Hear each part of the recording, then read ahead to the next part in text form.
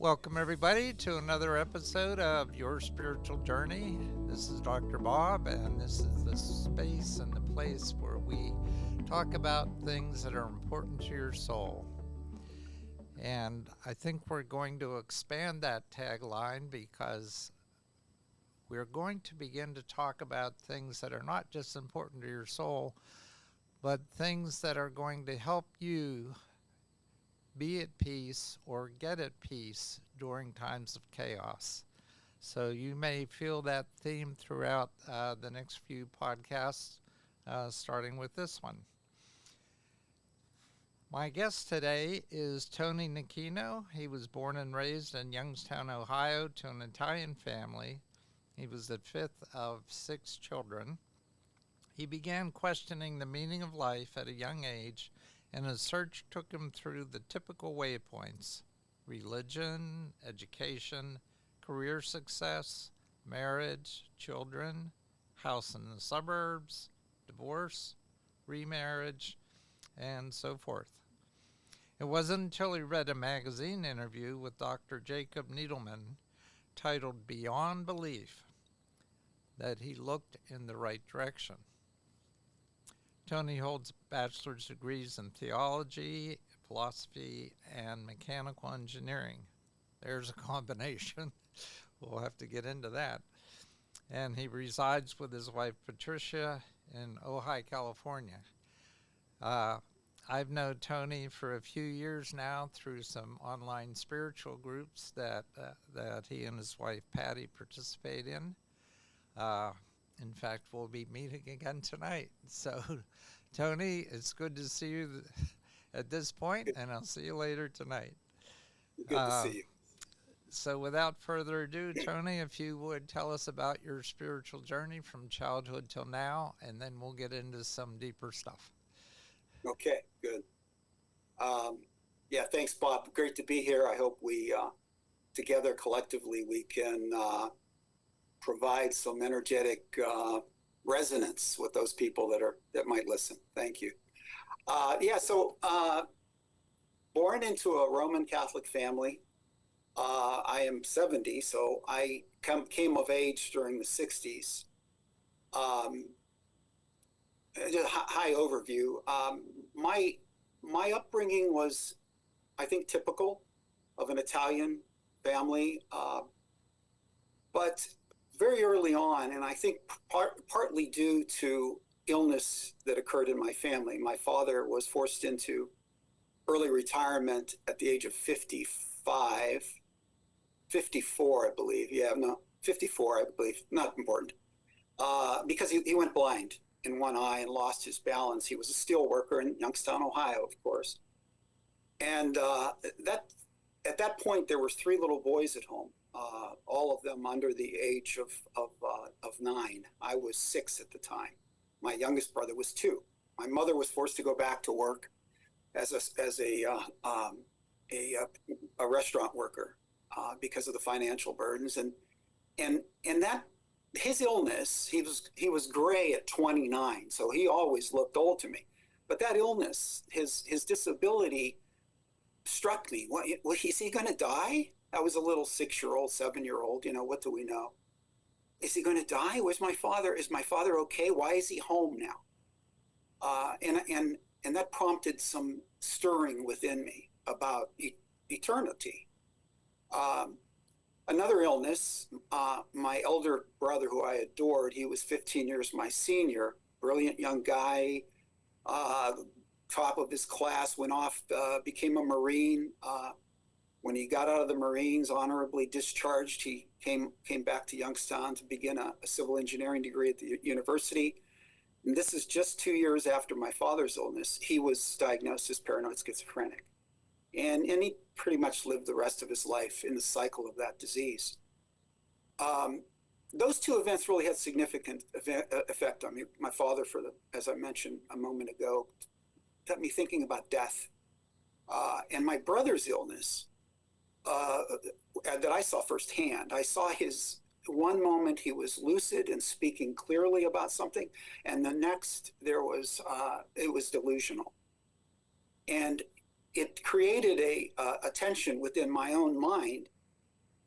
Be careful what you're thinking, because at one point or another, you may not be sane. And it was something that affected me for years. I mean, it probably is still to some degree. It was a watching of my thoughts that occurred, and a suspicion about my thoughts. Now, I didn't have the wisdom at that point or understanding to say, well, wait, who's watching the thoughts? You know, therein would have been a hint at future comings. So, anyways, I grew up in this environment, and I became a dark, angry young man, a teenager. This was the '60s. I saw firsthand. Oh man, if I can remember the assassination of Kennedy, through the race riots, through the Vietnam quagmire, Watergate, all of it had a very negative impact on my perception of life in general. My mom and dad were Roman Catholic. At a young age, I believe it was about the time of my confirmation. I think that's third grade in Catholicism.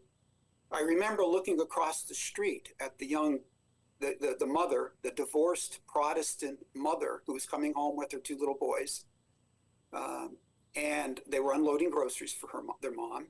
And I looked across the street at that event, and I questioned, how can they go to hell because they're Protestant?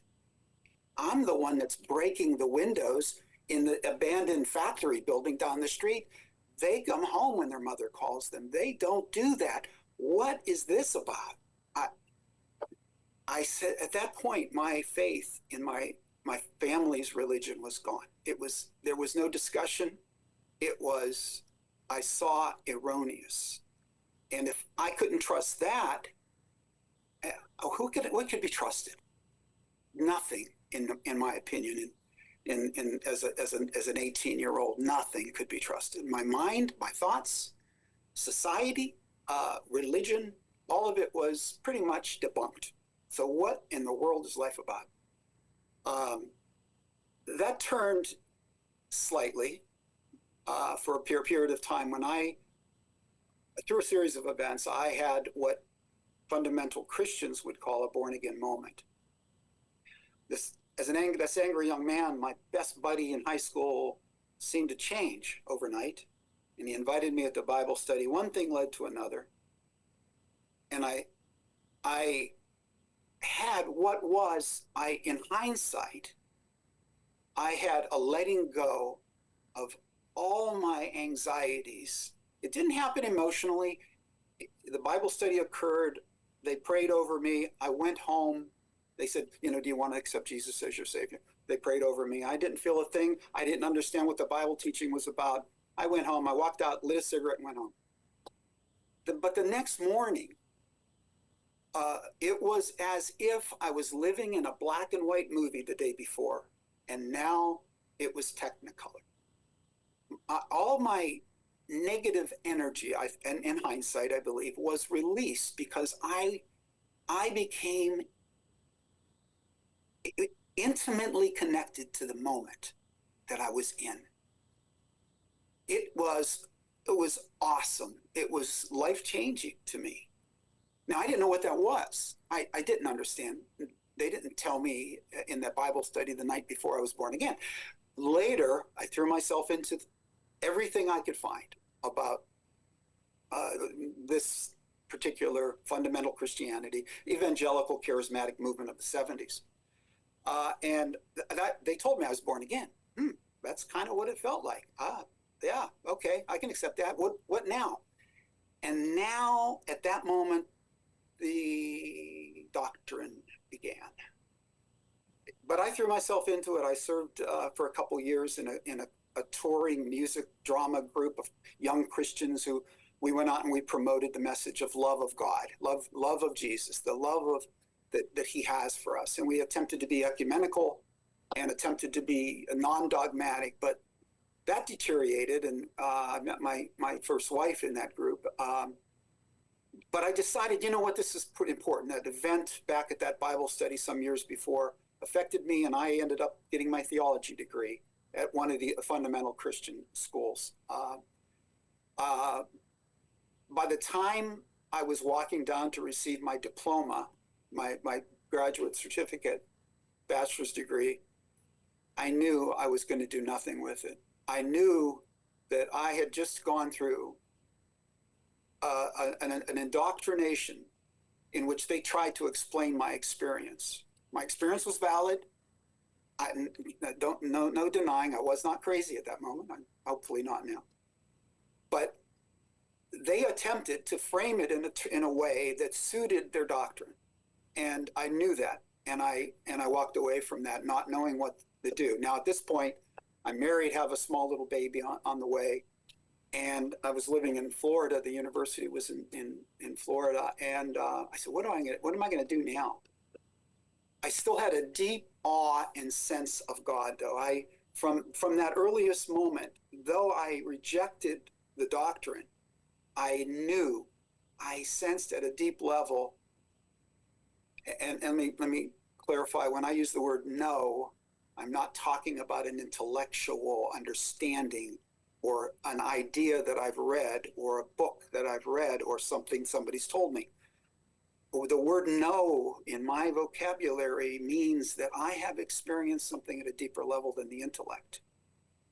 And so I knew God existed. The universe was too magical, too remarkable in its harmony and in the complexity that gives us life.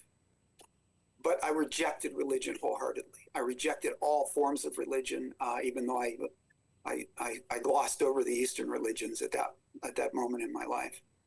And I decided, because I didn't know what to do, I always was interested I was a gearhead as a kid, always interested in technology and the space program. I said, well, I'll get an engineering degree. And I moved back to Ohio and got my bachelor's degree in engineering, mechanical engineering. And now kind of started a second phase of my life. Kids kept on coming. I have 3 beautiful daughters from my wife at the time. And my career took off.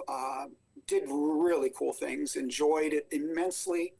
It was technically challenging. Every day was a challenge, but I joined my early career. I joined a company I was the 28th or 29th employee, and at its height, it became about 350 people, and I was at that point a vice president in the engineering staff. Exceptional. Could I interrupt you just for a minute? Please do. Because we are following you along through this evangelical experience and through seminary and getting your degree, and you say you met your wife when you were part of that group. Yes. So that was yes.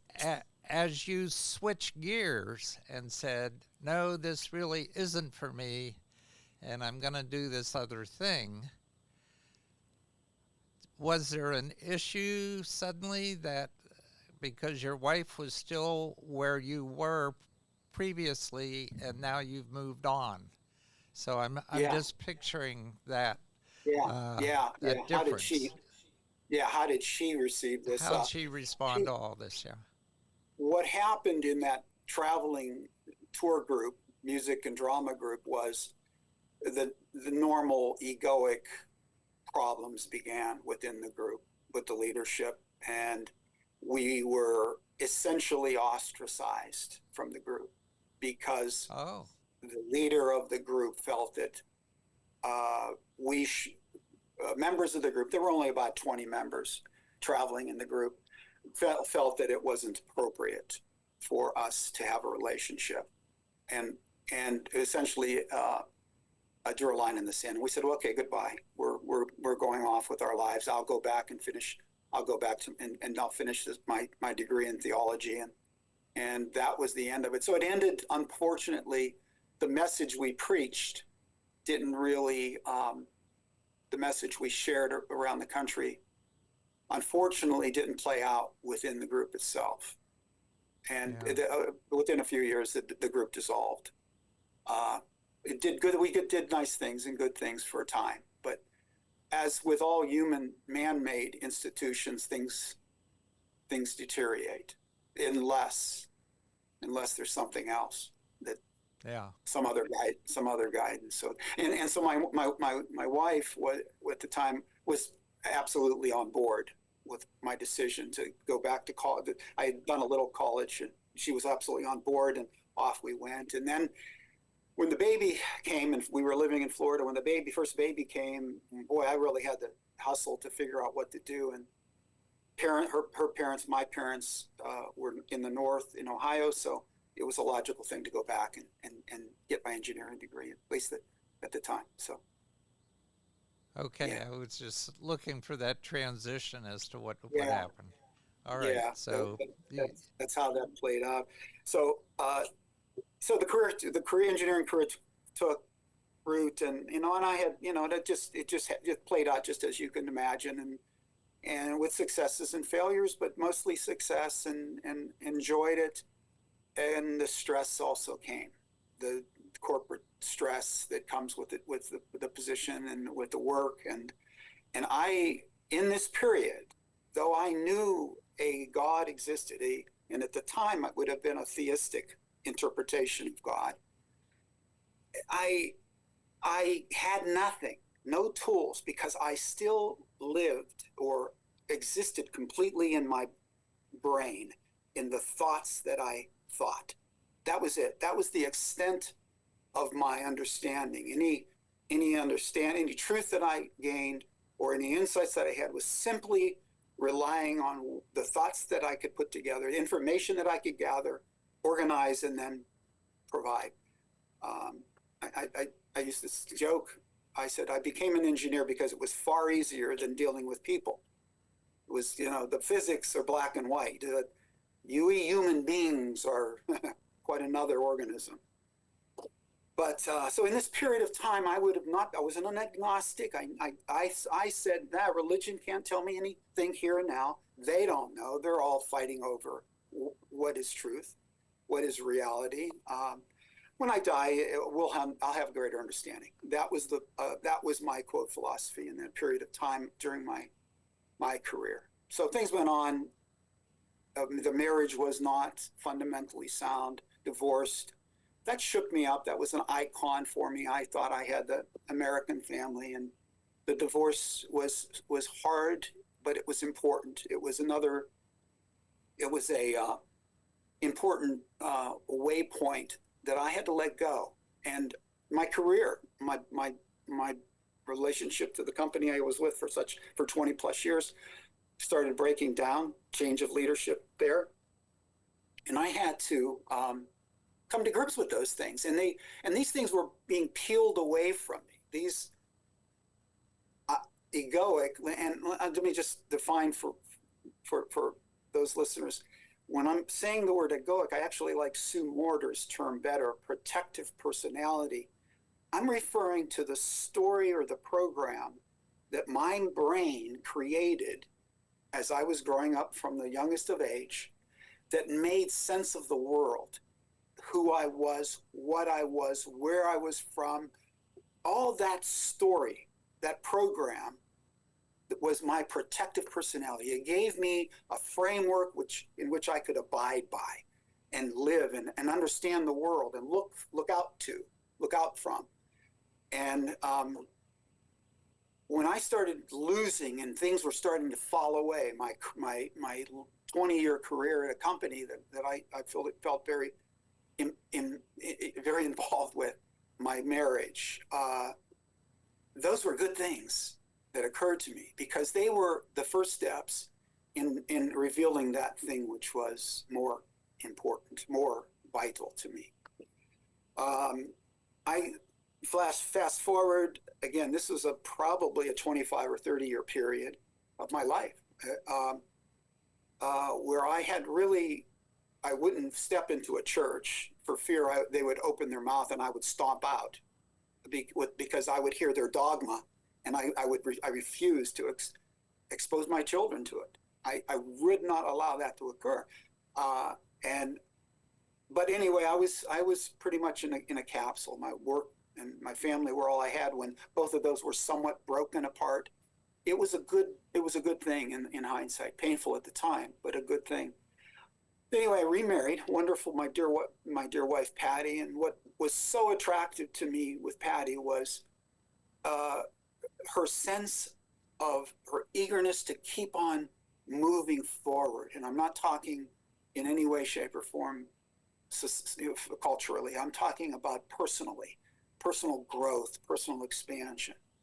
And she exposed me when we first married. I remember she placed the Course in Miracles book, the monumental book of that it is, on her nightstand. And I said, "Oh, what are you reading?" And she said, "Oh, it's a Course in Miracles." And she hadn't cracked it, to be honest, but I flipped it open and I read the first introduction or some of the first pages, and I slammed it shut, saying, "Whoa, what is that?" And I didn't open it till, probably when you and I met, Bob, in a Zoom meeting with Vince Lisi. So anyway, that's what she showed me. She showed me that life doesn't have to end. That I don't have to be in this stagnant place. And so, but our marriage was wonderful, even from all stages. But we had our personal challenges, our personal conflicts, our anxieties, our fears, our fear about the future, and anxiety and regret about the past. We're working through this, and I thought, geez, even though I'm married to this wonderful person, and I've gone through this cycle of life, I am still clueless. I've looked my whole life. I'm doing this intentionally because my examination was always external. It was always what's going to fix this. And I was in a sad place. Our marriage was solid, but I was just in a sad place. I felt like, man, am I going to live my life and become a grumpy old man? I know a lot, grumpy old man. And I thought, what's that going to teach my children? That's what you do when you get older? Just become a grumpy old man or woman? Anyway, so one day I had subscribed, and I can't even remember why, to a magazine called The Sun. And a pretty interesting magazine, always lots of interviews, real progressive in its thinking. The interview that it was the fall of 2011, was with a professor of philosophy from San Francisco State by the name of Jacob Neddleman. And the title was Beyond Belief. You mentioned that in the intro. That caught my eye. Beyond belief. What is beyond belief? And I was sitting there reading that article. It was quiet in the house. And for the first time in my experience, I felt energetic connection, an energetic flow into my body from outside of me, but into me. It was shocking to me. And bits and pieces of that interview, as he spoke about a different kind of knowledge, a knowledge not from the brain, but a knowledge that comes from a deeper place, capital N knowledge. Oh, what is this? And that was my exposure, the impetus for my present path.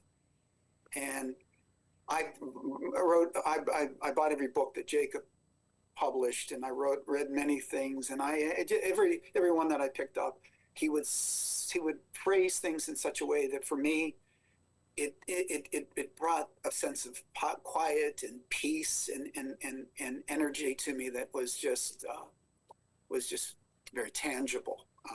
Hooked up with someone at the Mill Creek Park in the Youngstown area that was a dear soul, Kira Setkovich, that was a true yoga practitioner. Started going to yoga. The first night I laid in yoga nidra, and Karis talked us through the individual parts of the body, and I felt the energy. My consciousness and my attention traveled through my body in a way that I was astounded by. And so that was the start of my a mystical or spiritual journey, and of which still continues today. Somewhere along the line in early 12, Patty came home and said, "Hey, I heard there's a spiritual teacher that's teaching at the Youngstown Mother House.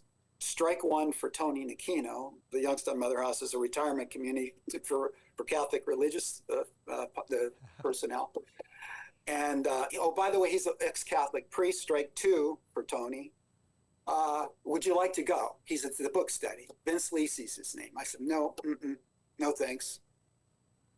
Been there, done that, right? So, but as the months proceeded, and I just consumed everything I could get about the Patanjali studies and energetic and Needleman's work and Gurdjieff a little bit. He's very difficult to understand. Gurdjieff was a Russian mystic who Needleman followed very closely. I finally said yes to her, and I started going to the Mother House, and I went with a very skeptical, with an ear that was just waiting for the hammer to fall from this ex-Catholic priest that was dogmatic. And that was all I needed, Never came, hasn't come since. Vince, as a dear soul, is far wiser than I assumed. So, anyway, that's in a nutshell my journey. I guess right now I'm going to throw this out there, and this will change tomorrow. But I have an underlying premise that I know, capital N, not my intellect. But a capital K. I'm not really good at spelling. Remember that. Capital K, knowing. It is accepted. This premise, this principle, is accepted by my intellect wholeheartedly, but I know it at a deep level. And the principle is this: that all of us and all things are energetic nodes. Maybe the word transducers is a term, but that's a little heavy-handed engineering term. But we are energetic nodes in an infinite web of energy. And in fact, in an impossibly large web of energy. And I'm not talking metaphorically here. I believe this to be true. And modern science cannot refute that our energetic connection exists. Quantum mechanics is a whole other discussion about how our energy affects even scientific experiments. But we are this energetic node of, as a cell is within a body, but we are far bigger than that. And our only purpose in life is to clarify and peel back further layers of the protective personality that inhibit ourselves from understanding that more completely. That's it. That's my current primary principle of what life is. The effect on my own personal life was transformative. Pretty early on, and going back after the Needleman interview, pretty early on I began meditation, and of course I started in my meditation encountering feelings, anger, anxiety, fears of whatever. And from my studies, I understood that you can't fight these things. You cannot resist these things. You have to allow them in. And I, as a white, male, Western person who lived his whole life in his brain, started to recognize that my feelings were very, very vital to me. They were the primary indicators of my state. And you can't fight your feelings, but you certainly need to examine them, understand them, ask the questions. Why is this feeling being evoked in me? Why am I having this emotional response? And so that played into examining my thoughts that was and feelings that was so vital to my understanding my current state of happiness. Really, if I am not happy, if I am not content in this now moment, but anxious or fearful, I have to examine this. I have to look at this. We could get intellectual too quickly. The best way to examine it is in the quietness of meditation.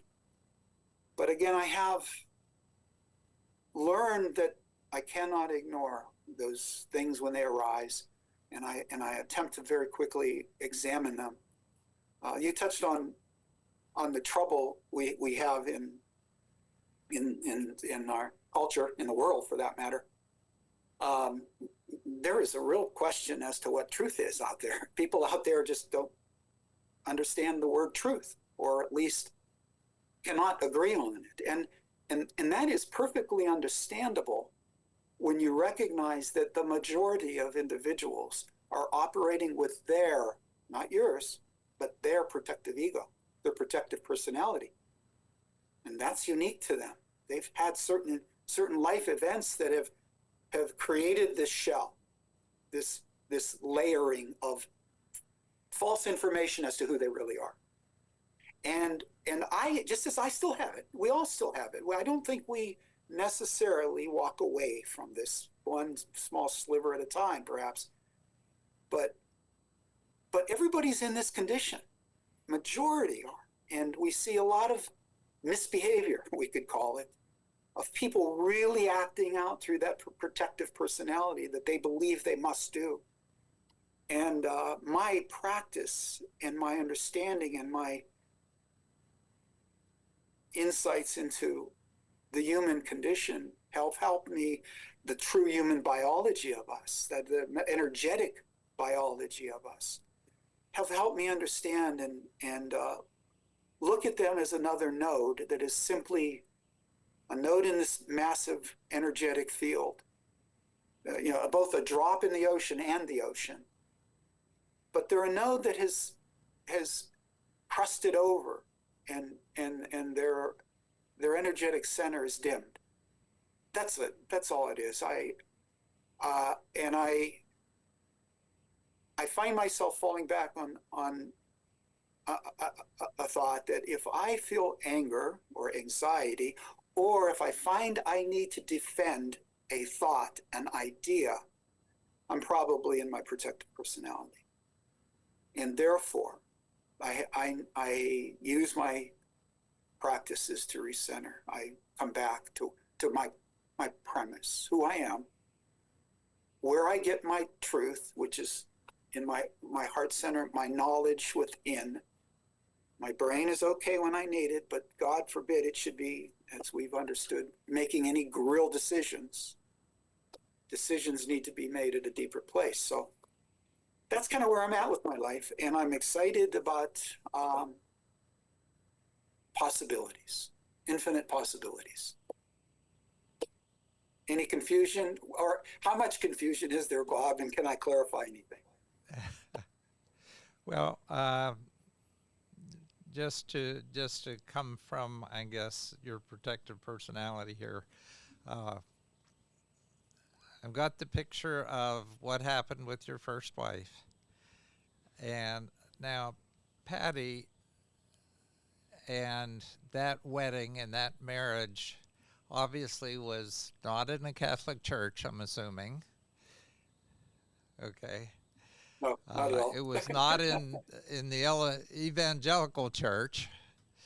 True. So you're batting a thousand. So that's all I know. That's all I know. So, just bring us up to speed on how this all took place and how that happened. Yeah.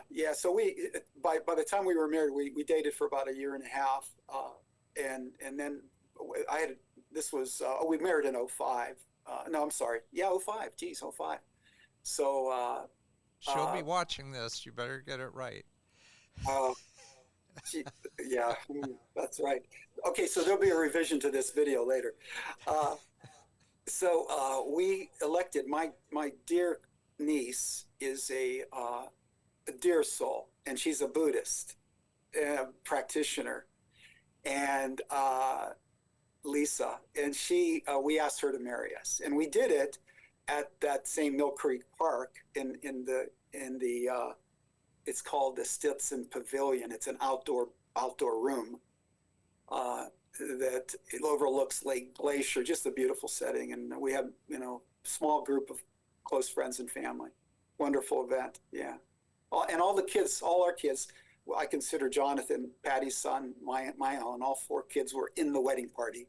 My 3 girls and Jonathan, and it was a wonderful event. Oh, great.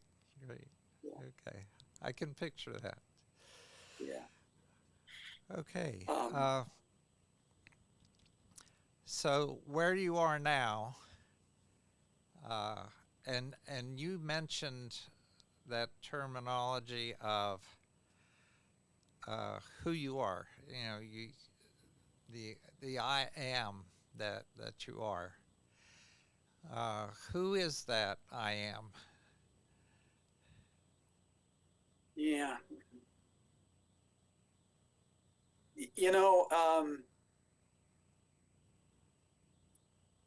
I don't know. I can't. The I am is.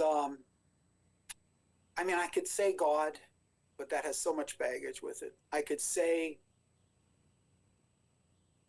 the infinite consciousness of all that is. I love the term by a fellow by the name of Henry Bergson, a French philosopher. He calls this thing that is the force or the power behind all things, the elan vital, the divine impulse. I like that. But I don't. It is both. It is both nothing and everything. It's impossible to really say, except I know that when I go there, when I sense my I, my capital I know I'm home. I'm where I was, where I will be, and all things are okay. Okay. All right. I was just trying to get a clear picture, if you have one. A lot of us don't quite have a clear picture. And you did mention that you're a node on that web, as we all are. So I guess that's all part of it. But would you say? And I don't want to make that sound too individualistic. We're a node on a web that we are also part. We are the sum of our parts. We are the whole. We are collectively all connected and of course one. So, again, the words fail us to say we are an individual node might infer something that I wouldn't want to do, so that we are separate. We are not separate. Yeah. The word separation has no meaning in this discussion. So would you say at this point in your life you're pretty much at peace, that you're no longer that angry young man that existed, and that you moved on from that? Yeah. No, that man, that angry young man is gone. Patty might disagree. The revision, like I say, the revised video may. I have my moment. I have my moments.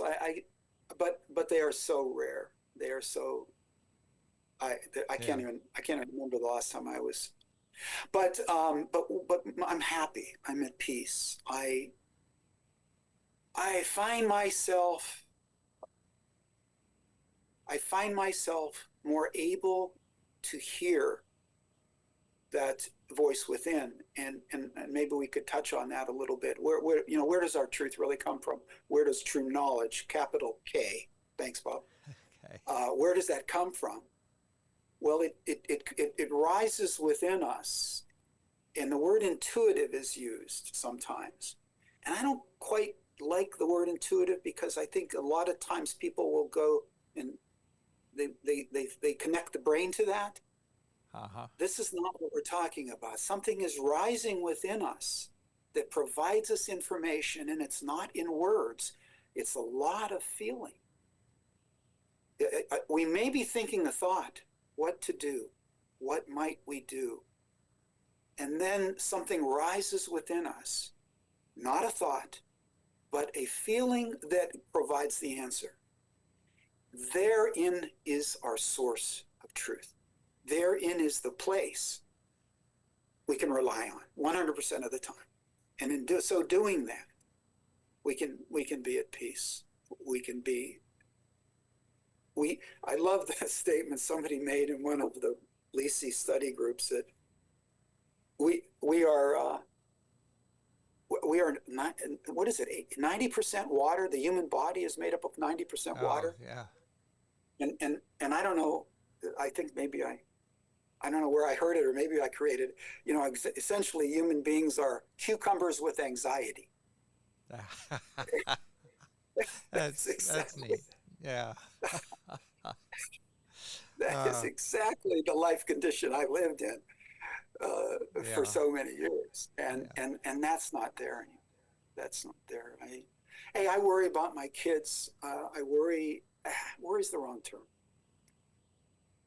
I look at the events in my children's lives and the grandchildren's lives, and I say, sometimes I'll say, or the thought might pass my mind, boy, I wish that would be different. But I don't wish it would change. It's not detachment. I love them more than I can express, but it's a feeling of they have what they need within them. It's okay.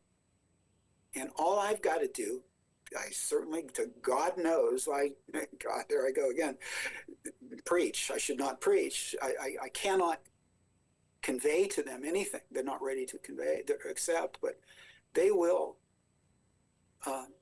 find that which is within them. Yeah. And I'm always on the lookout, though, for hints that they're touching it. And I see it. I see them when they'll say something, and in the context, I can say, oh, boy, that's great. Isn't that something? There she said that, or he said that. Yeah. That's a good step. So. Yeah, it's one thing to know, and this isn't just your kids, this is everybody around you, around me, that you may know inside that they have everything they need inside of them. But it's another thing to watch them not know it's there, or just begin to discover what it is that's inside there that's going to help them through this. Yeah. What do you do in that event when you see those things happening? How do you manage that, Bob?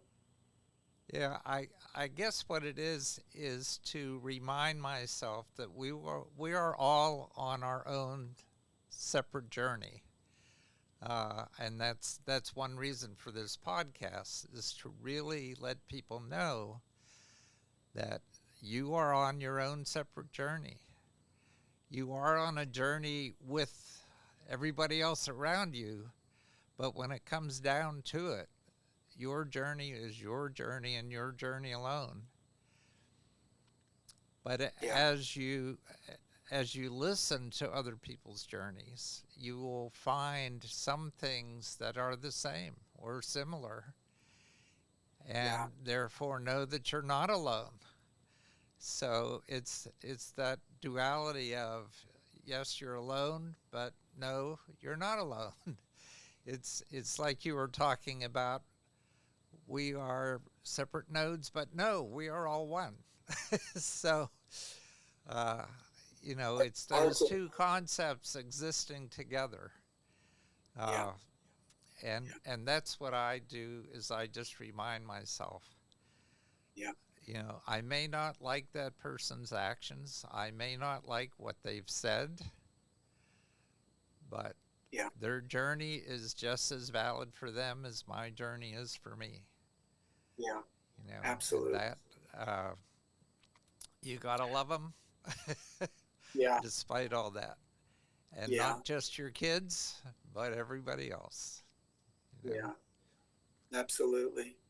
And, yeah, and being very pragmatic here, if we expand it to the current news cycle, one thing I've worked hard at doing is finding my information. This is internet information that is generally tolerant of its fellow man. Yeah. In Yeah. general, I mean, in or just non-judgmental to some level, and I attempt to do that, and I don't throw myself into the fire by watching certain things or listening to certain individuals. I avoid that. I am very much still in this body, and I can get inflamed if I'm not careful. Yeah. But so I watch what I consume, and that's a Yeah. little That's, helpful. I think, at least for me, that's the only way to maintain my peace is to not watch the news, or at least when I hear or see some things in my mind, consider who's benefiting from the fear that's being produced by this newscast, or the fear that that person is trying to engender in their listeners. Mm-hmm. That, Who's benefiting from fear and anxiety in the general population? that's a great litmus test. If there is, yeah, that fear is a real indicator of the who's how the person why the person is misbehaving. Yeah, misbehaving is a bad term perhaps, but yeah, I that's mean, important. to me, it's almost like follow the money. Yeah, You know, yeah, when you want to get at the root of something, see who's making money from it. Well, yeah, if you want to figure out why somebody's trying to make people fearful or have anxiety, what are they getting out of it? Why are they doing that? What's the yeah, benefit to them? yeah. That's right. And That's a good as test. we look behind the curtain, uh, and see what's really behind the curtain, then you say, no, I'm not going there. You're not going to lead me to a Yeah, place that disrupts my peace, yeah, yeah, because that's me giving you power over me. yeah. That's And it. the only way you can lose your power is to give it away. Yeah, Otherwise, you are very powerful. Every single one of you, each one of you listeners, each one of you viewers, you are extremely powerful. And often you're just not aware of it, yeah. because people are constantly trying to take your power from you, or you're giving it away unbeknownst to you. Yes. Yes, and when we feel fear and anxiety because we consume something, that's an example of giving away our power. We have the response ability. We can respond because we have the ability to respond. I like the separation of that word Right. responsibility and the capability. But we have to be very cognizant of it on a really a moment by moment basis.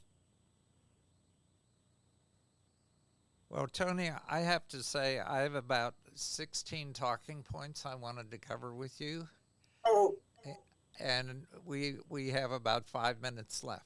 So okay. Let's get started. I think So, no, I'm not going to jump into those, because what I no, want to do is leave you time to leave the audience with some words of wisdom, which we always do at the end of this podcast.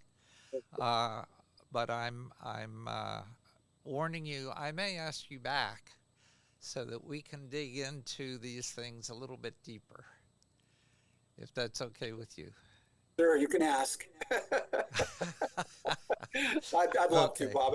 it's not often we, as individuals, we can have conversations about these very important things to us, and that this is a wonderful venue you've created to be able to do that. So thanks for that very much. So we're fleeting, passing words or final words. I think that I can only draw on my experience, and I would tell you that trust, look and listen carefully to that deep voice within you.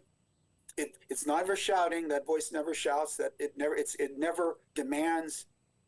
And when you feel that voice speaking to you, and it elicits in you peace and calm, trust that. Trust it. Trust that it's coming from your best center, and nurture that, because it is your essence. It's coming from your essence. And I doubted my majority of my life. I doubted where I could find reliable understanding. And so I would have told the little boy to trust those things. But it takes a lifetime. This process is not fast. Yeah. Well, thank you That's all so I got, much Bob. for those words of wisdom, and thanks for being with us today. And like I said, I'm probably going to ask you to come back so that we can dig deeper another time. At this point, I just want to remind our listeners and viewers that it takes a village, and to keep us on the air, it would be nice if you would like us, if you would subscribe, if you would maybe even support us on Patreon to keep us going. So until next time, this has been your spiritual journey.